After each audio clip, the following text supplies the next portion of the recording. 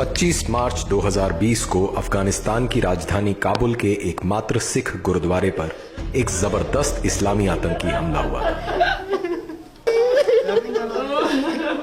जिसमें 25 सिख मारे गए थे।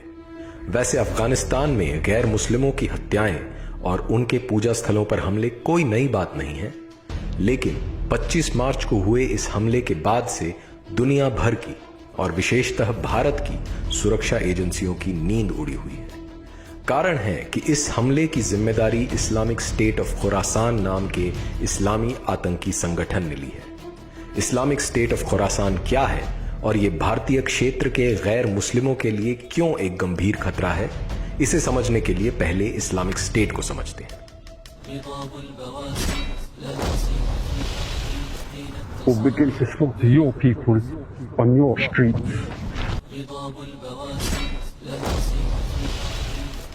इस्लामिक स्टेट वर्तमान काल में मानवता के लिए सबसे बड़ी चुनौती है। ये एक ग्लोबल इस्लामी संगठन है जो दुनिया में गैर मुस्लिमों को खत्म करके इस्लामी शासन स्थापित करना चाहता है। इस संगठन के अनुसार गैर इस्लामी शासन व्यवस्थाएं और मान्यताएं नाजायज हैं। ये पूरी दुनिया में शरिया अर्थात इस्लामी कानून लागू करना चाहता है। ISIS अर्थात Islamic state of Iraq and Syria Islamic state की ही एक शाखा है।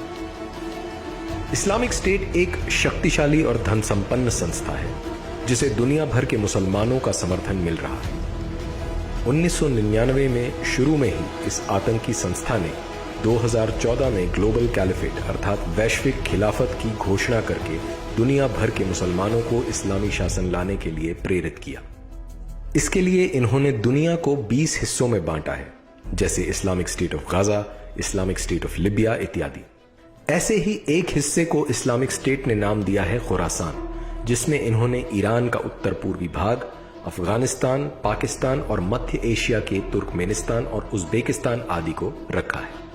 2015 में इस्लामिक स्टेट ने ग्रेटर खुरासान का मैप जारी किया, जिसमें इन्होंने भारत, नेपाल, श्रीलंका और बांग्लादेश को भी रखा है। इनका उद्देश्य इस पूरे हिस्से में गैर मुस्लिमों को खत्म करके इस्लामिक शरिया स्थापित करना है। इस्लामिक स्टेट ऑफ खुरासान दुनिया भर की सुरक्षा एजेंसीज के रेडार पर तब आया जब पता चला कि इस्लामिक स्टेट सीरिया और इराक में अपनी जमीन खिसकने के बाद खुरासान को अपना केंद्र बना रहा है। इस्लामिक स्टेट की इस रणनीति के पीछे कई कारण हैं, जिसमें सबसे बड़ा कारण है इस हिस्से की बड़ी मुस्लिम जनसंख्या। पाकिस्तान 96.5%, बांग्लादेश 90.4%, अफगानिस्तान 99.7%, मालदीव्स 100%, इंडोनेशिया 87.2% और ईरान 99.4%।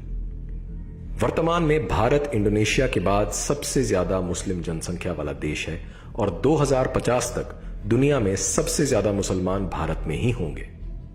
वैसे तो मुसलमानों द्वारा इस्लाम के आरंभ से ही गैर मुस्लिमों को खत्म कर भारत में इस्लामिक सत्ता स्थापित करने के लगातार प्रयास किए जाते रहे हैं, लेकिन भारत में गैर मुस्लिमों के लिए इस्लामिक स्टेट खुरासान का यह खतरा और भी अधिक बड़ा है। सीरिया में भारत के राजदूत रह चुके राजेंद्र अभयंकर के अनुसार इस्लामिक स्टेट के एजेंडा में भारत भी शामिल है। हिंदू बाहुल्य भारत पर कब्जा कर इस्लामिक स्टेट खुरासान पूरी दुनिया के इस्लामिक देशों में अपना प्रभाव बढ़ाना चाहता है। आए दिन पूरे भारत से इस्लामिक स्टेट खुरासान से संबंध रखने वाले आतंकवादियों का पकड़ा जाना इस बात का प्रमाण है कि भारत में इस्लामिक स्टेट खुरासान को मुसलमानों का पूरा समर्थन मिल रहा है।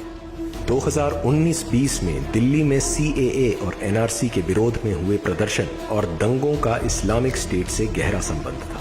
इसका पता तब चला जब दिल्ली पुलिस ने दिल्ली के जामिया नगर से इस्लामिक स्टेट खुरासान के आतंकवादियों जहानज़ेब सामी और हीना बशीर बेग को गिरफ्तार किया।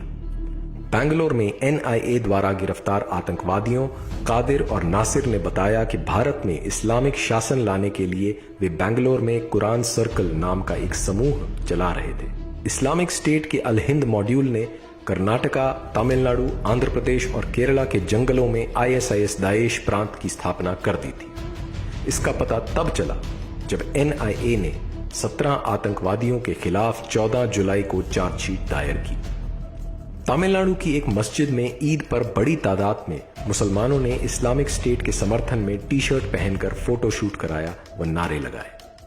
ISK के ऐसे ही जाने कितने मॉड्यूल भारत में सक्रिय हैं, जो भारत में इस्लामिक शासन लाने के लिए लगातार काम कर रहे हैं। इनमें बड़े बड़े मुसलमान व्यापारी, gym trainer, students, engineers, doctor आदि सभी शामिल हैं।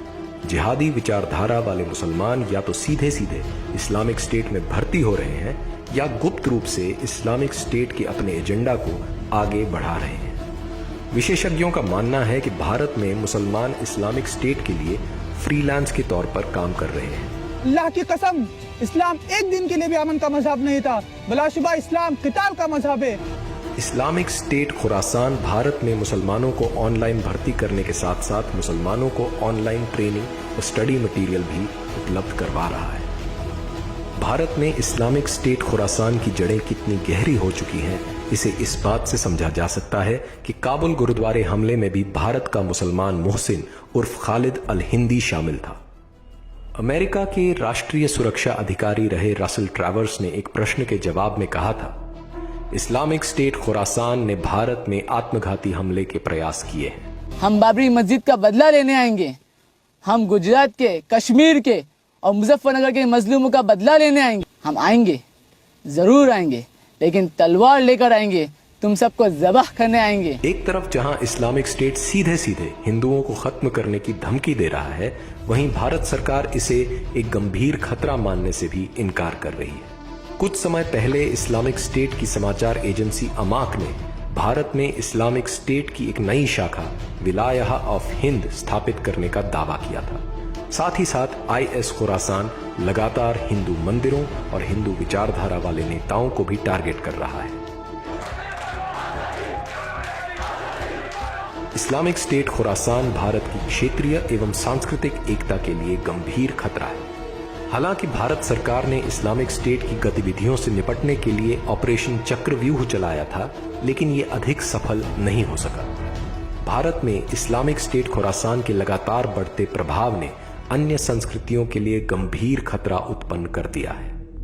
इस्लामिक स्टेट खुरासान ने भारत में शताब्दियों से चल रहे सांस्कृतिक टकराव को एक नई गति दे दी है। गली से ही निकला होता, गली में से खींच कर ले गए मेरे बच्चे को, गली में से ले गए मेरे बच्चे को। अगर जल्द ही समाज इनके खिलाफ कड़ा रुख नहीं अपनाता है तो गैर इस्लामिक संस्कृतियों को इसके गंभीर परिणाम भुगतने होंगे।